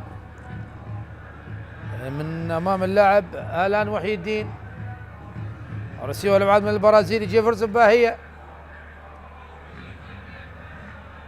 وحي الدين، الاشهاب رزاق، باهية، البرازيل جيفرسون، الاشهاب رزاق. 4 بطاقات صفراء على فريق نفط البصر، مقابل ولا بطاقة صفراء على لاعبي نادي القرمة. قرمة الذي يقدم مباريات جيدة في دورينا في المركز الثامن 33 نقطة، إذا فاز يصل إلى المركز السادس 36 نقطة. تمرير الآن داخل منطقة الجزاء، والإبعاد من كرار جمعة. إبعاد من كرار جمعة، عادت لصادق زامل يضغط لاعبي نادي القرمة، تحديدا اللاعب محمود خضير، لكن مرر الكرة بصورة جميلة. هجوم مرتد لمصلحة نادي نفط البصرة. وصلت الآن إلى اللاعب مصطفى هادي إلى الخلف. أونوجا قطعت الكرة من باهية، تمريرات باهية من جديد. وصلت الآن تمريرات باهية، المنطلق أو هذا ريتشارد، تمريرة من ريتشارد وصلت هناك لجهة اليسار داخل منطقة الجزاء، والرأسية من كرار جمعة والإبعاد. رأسية من كرار جمعة وابعاد. هذا هو كرار جمعة، اسم آخر مع فريق نفط البصرة. ركنية الآن لمصلحة فريق القرمة. ريتشارد الواضح بالصورة، ريتشارد كاساغا الأوغندي المدافع المتقدم. هنا الإبعاد، راسية شاب رزاق، كرة عالية داخل منطقة الجزاء. هنا الراسية سهلة بأحضان الحارس حسام مهدي. حاول اللاعب يوسف أومارو، هذا يوسف أومارو لاعب منتخب النيجر، لكن رأسيته سهلة. وكانت الكرة طبعا أيضا ما بين اللاعبين يوسف أومارو وأيضا اللاعب هيرنيلسون. شاب رزاق، استحواذ وحيازة لمصلحة فريق القرمة. محمود خضير دافع يسار، شاب رزاق من جديد،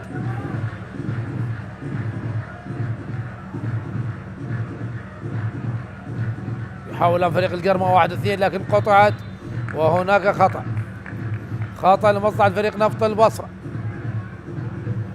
خطأ لمصلحة فريق نفط البصرة. هذه الكرة مشتركة ما بين صادق زامل ومحمد مسهر. دخول كان من محمد مسهر، يعني هل كان هذا الدخول يستحق البطاقة الصفراء؟ بالسلامة لصادق زامل.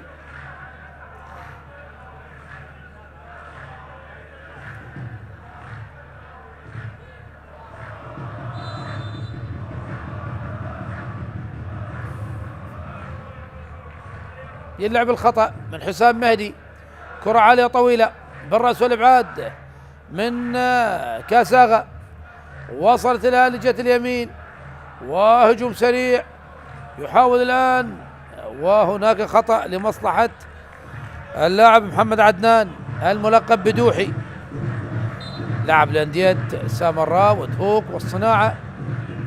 حاول المرور محمد عدنان لكن الكرة طالت وإلى الخارج، أيضا كانت مضايقة من قبل طبعا لاعب حسين عباس مدافع اليسار الذي يلعب الكرة الأمامية، أقرب له جيفرسون، وخطأ ما بين جيفرسون ومحمود خضير، لكن الإنقاذ من الحارس محمد حميد، إنقاذ من الحارس محمد حميد. أونوجا تمريرة صادق زامل هناك في جهة اليمين، محمود خضير أقرب ويترك الكرة إلى الخارج. رمية جانبية، رمية جانبية لمصلحة، رمية جانبية لمصلحة نادي القرمة. هذا هو جيفرسون أحمد خلف مدرب نادي القرمة، شاهد اللقطة المشتركة ما بين محمود خضير وجيفرسون، عدم تفاهم في هذه اللقطة، لكن خروج محمد حميد انقذ الموقف من أمام إسماعيل هورو التوغولي. هذا هو جيفرسون باهي البرازيلي، قد خلف وترقب وانتظار، يعرف تماما أهمية الثلاث نقاط، أهمية هذا الانتصار يصل به إلى المركز السادس.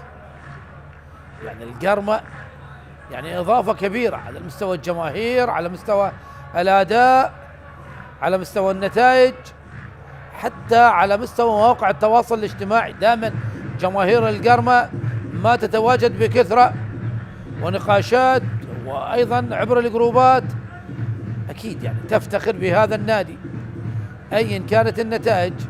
القرمة نسخة مصغرة من نادي لايبزيغ الألماني الذي يعني خلال سنوات قليلة جدا، أتكلم عن نادي القرمة خلال 5 سنوات وصل إلى دوري نجوم العراق، من دور الدرجة الثالثة مرورا بالثانية بالأولى والممتازة، وإلى دوري نجوم العراق، إلى دور الأضواء، وعاد أمجاد الرمادي الاسم الكبير نادي الرمادي بالنسبة لمحافظة الأنبار. لكن الآن من يمثل محافظة الأنبار نادي القرمة، الرمادي بعيد في دور المظالم، في دور الدرجة الممتازة الذي فيه منافسة كبيرة جدا على مستوى الصدارة ما بين الغراف والموصل والجولان وأمانة بغداد.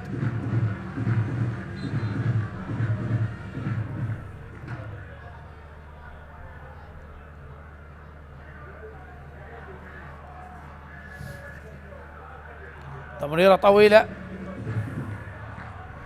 برا سلعاد من باهية، جيفرسون، محمد مسر إلى محمود خضير،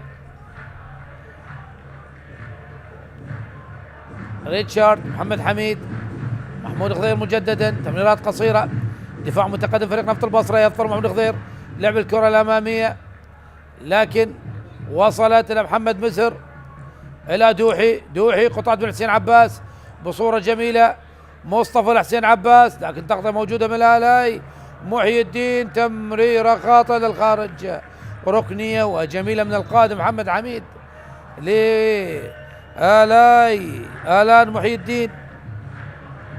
تبديل قاسم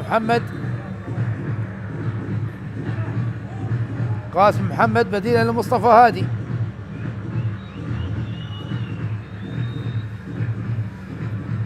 تغيير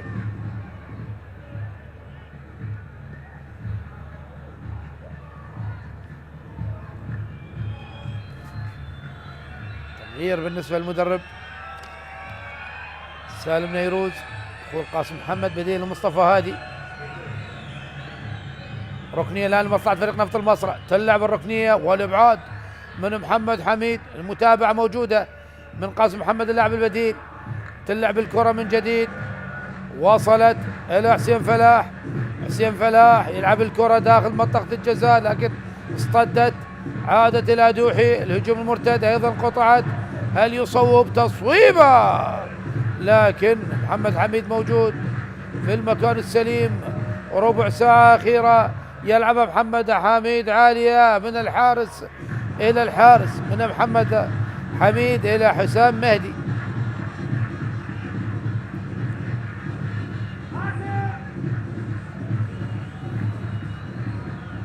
شاهد تصويب المسافة بعيدة من حسن داخل، لكن بأحضان الحارس محمد حميد. ماذا تفعل يا ساغا؟ اسماعيل ممتاز محمد حميد، القائد ياخذ دور القيادة ويتصدى لكرة انفراد خطأ قاتل كان من كازاغا ريتشارد الأوغندي، كاد أن يتسبب بهدف لولا براعة ويقظة محمد حميد الذي تصدى لكرة إسماعيل هورو. وهنا بطاقة صفراء، بطاقة صفراء على اللاعب البديل حيدر عادل، يتلقى بطاقة صفراء. شاهد محمد حميد كيف تصدى لتصويبة إسماعيل هورو أمام أنظار سالم نيروز الذي كان ينتظر هدف، لكن براعة محمد حميد منعت فريق نفط البصرة من التقدم. بالسلامة للاعب حسين عباس مدافع يسار فريق نفط البصرة. تلعب الكرة الآن، وصلت إلى آلان محي الدين، يحاول الآن فريق القرمة داخل منطقة الجزاء. هنا الرأسية والبعد عن تصويب والمطالبة ركلة جزاء، لكن الحكم قريب، الحكم يوسف سعيد قريب. الكرة ما زالت لمصلحة نادي القرمة. يحاول الآن السلام لأونوجو، يعاني من إصابة من جديد. تلعب الكرة، اصطدت والإبعاد من صادق زامل. إسماعيل هورو استلم الكرة بصورة جميلة، البعد عن الهجوم المرتد. قاسم محمد يحاول المرور من أمام الأوغندي، ما زال يحتفظ بالكرة، يلعب الكرة وتصطد وتصل سهلة لمحمد حميد.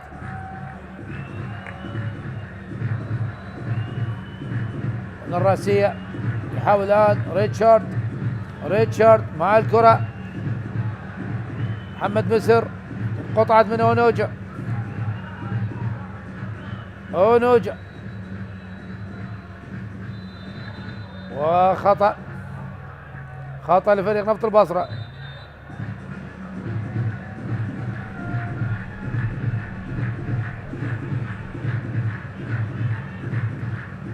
اللقطة ما بين شاب رزاق واللاعب حسن داخل.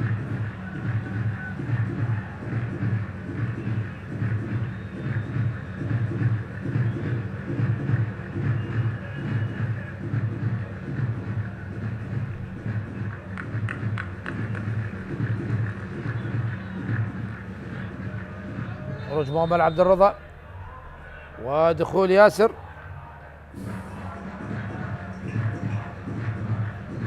هذا هو اسماعيل هورو. ياسر ناجي بديل مؤمل عبد الرضا من فريق القرمة.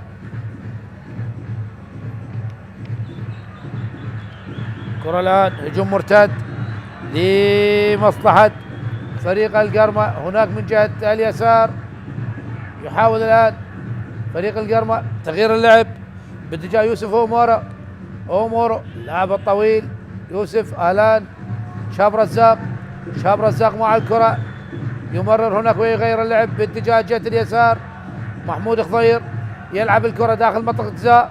هنا رأسية الدالي أو ياسر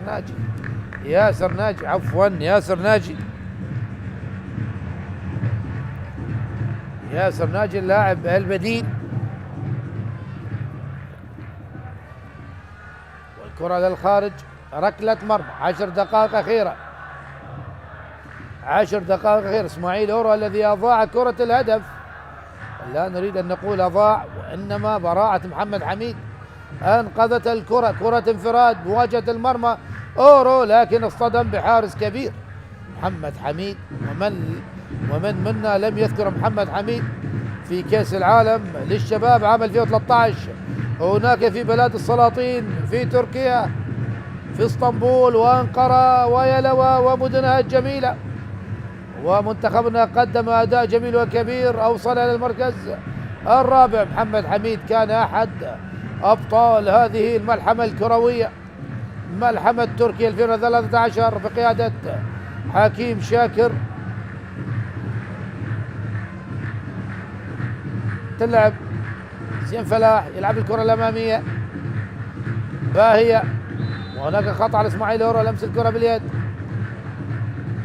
ريتشارد كاساغا، شاب رزاق، تمريرة باتجاه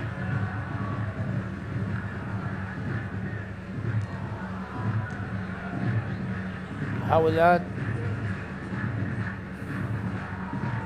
فريق القرمة. محمد مزهر يحاول الآن دوحي يضغط بقوة فريق القرمة لوجود الخطأ. دوحي يستطيع افتكاك الكرة. الآن أمارو، لا الآن من جديد استلم الكرة، يحاول المرور، تمريرة وتية الكرة والإبعاد. الإبعاد في اللحظة المناسبة للخارج إلى رمية جانبية. حسن داخل وضع على الصورة، اللي يعاني من إصابة. محمد مزر لشاب رزاق. القرمة يبحث عن هدف قاتل، ونفط البصرة يريد الحفاظ على النقطة الرئيسية وإلى الخارج، رأسية وإلى الخارج. ركلة مرمى. قرار جمعة مدافع فريق نفط البصرة. شاهد اللقطة ما بين ياسر ناجي وكرار والمدافع حسين فلاح، وإلى الخارج ركلة مرمى. تلعب ركلة المرمى عالية وطويلة. اسماعيل اورو، ابعاد من كاساخا. شاب رزاق اماميه اونوجا. كرات عشوائيه ما بين الفريقين. شاب رزاق، تمريره قطعت من كرار جمعه من جديد. يحاول محمود خضير يترك الكره للخارج. رميه جانبيه تلعب سريعا. جيفرسون باهيه البرازيلي الى شاب رزاق. يجب ان تمر جميع الكرات عبر شاب رزاق. شاب باهية من جديد امامية الكرة. كرار جمعة، ابعاد ليس بافضل احواله، والى ركنية. جون اوكلي الذي حافظ الكرة وتحصل على ركلة ركنية الان. يوسف اومارو الوضع على الصورة، لاعب النيجر. ركنية الآن لمصلحة نادي القرمة. تلعب الركنية عالية، خروج من حسام مهدي والإبعاد، وهناك خطأ لمصلحة حسام مهدي على اللاعب جيفرسون.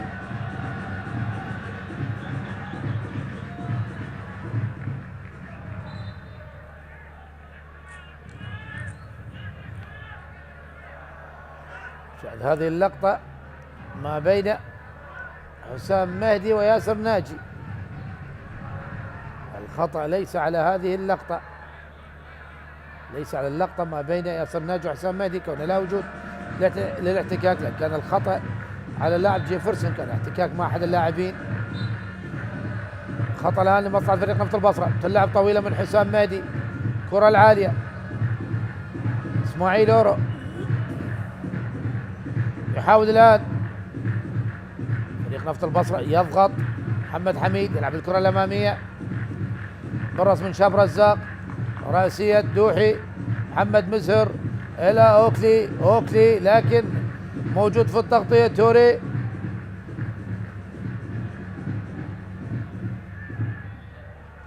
محمد حميد 5 دقائق أخيرة على نهاية 90 دقيقة. يلعب الكرة الأمامية، رأسية كرار جمعة. أونوجا يلحق بالكرة قبل محمد مزهر، وإلى الخارج رمية جانبية لمصلحة فريق نفط البصرة. يعني إذا خرج بنقطة من هذا الملعب من أمام القرمة أكيد يكون مكسب له. حسين فلاح كابتن الفريق،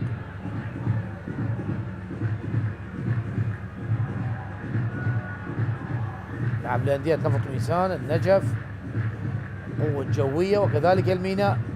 اسماعيل اورو يلعبها لقاسم، اللاعب البديل قاسم محمد لحسين عباس.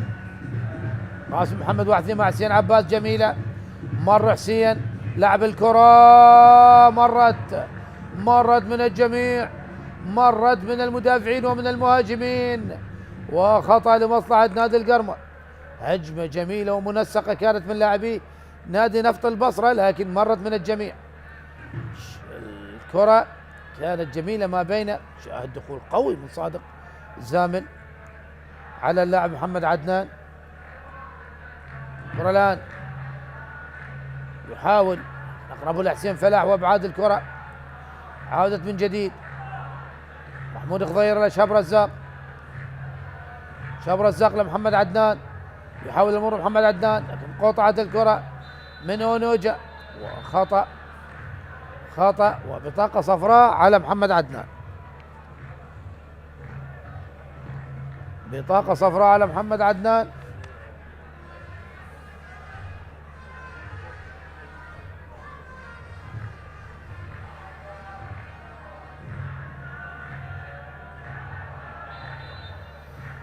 محمد عدنان يتعثر على البطاقة الصفراء، هي الأولى على لاعبي نادي القرمة في هذا اللقاء.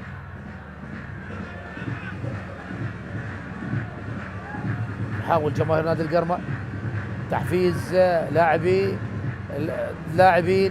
من أجل تسجيل هدف قاتل، هدف الثلاث نقاط بعد من توري إلى أونوجا. أونوجا 6 بطاقات صفراء، 5 على نفط البصرة، 1 على القرمة. شاب رزاق، شاب رزاق يحتفظ بكرته بالرغم من ضغط أونوجا. محمد مسر يحاول الآن تمريرة، ومورا يلعب الكرة لكن قطعت من توري.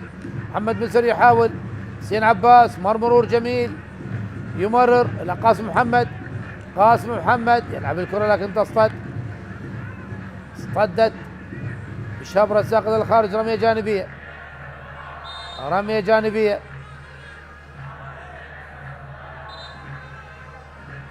يوسف سعيد يطلب من حسين عباس لعب الكرة، لعب رمية جانبية من مكان الخروج، رمية جانبية لكن هذه المرة من فريق القرمة بعد عدم السيطرة على الكرة من قبل لاعب قاسم محمد. باهية إلى محمود خضير، يحاول فريق القرمة تلعب الكرة العالية، ابعاد من توري. اسماعيل اورو يلعب الكرة، هجوم مرتد لمصلحة فريق نفط البصرة صادق زامل لكن قطعت من محمود خضير، مر محمود خضير.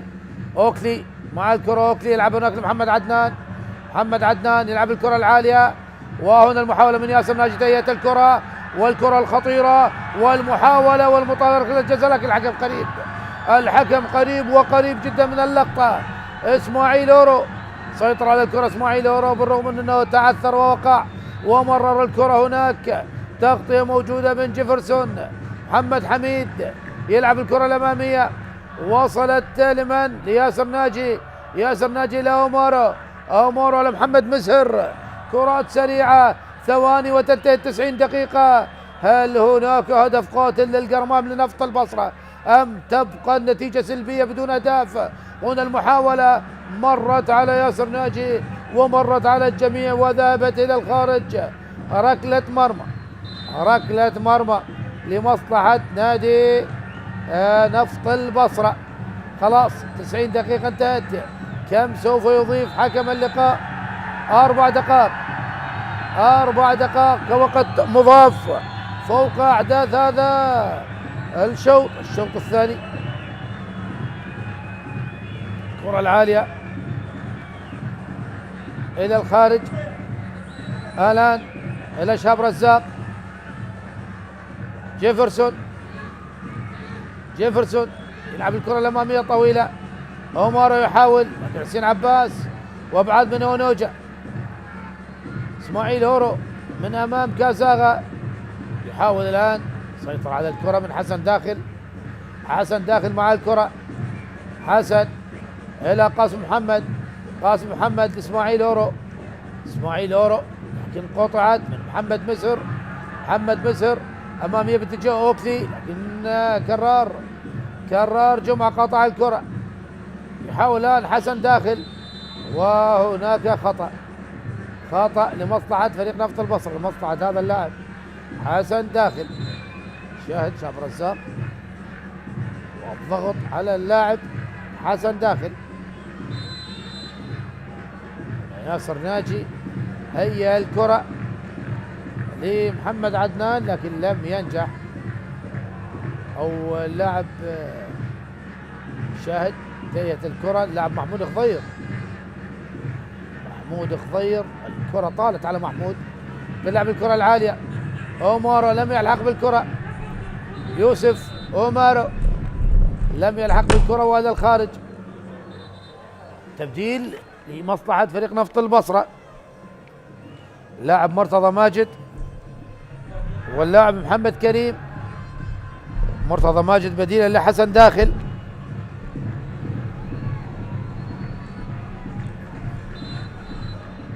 من اللاعب الثاني الذي خرج؟ اسماعيل اورو. محمد كريم بديل اسماعيل اورو.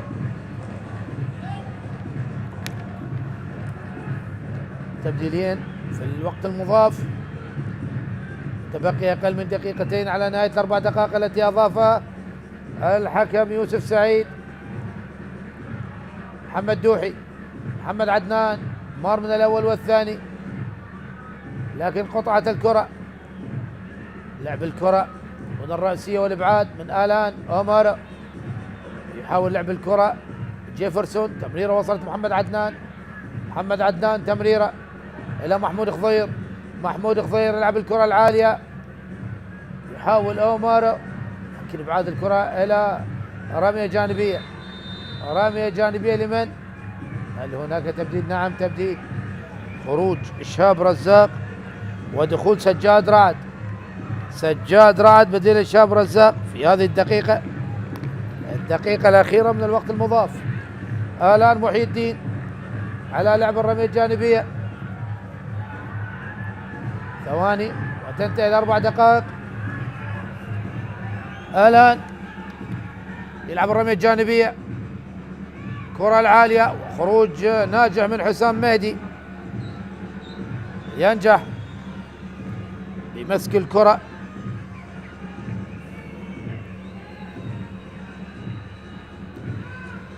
خلاص ثواني وتنتهي الاربع دقائق.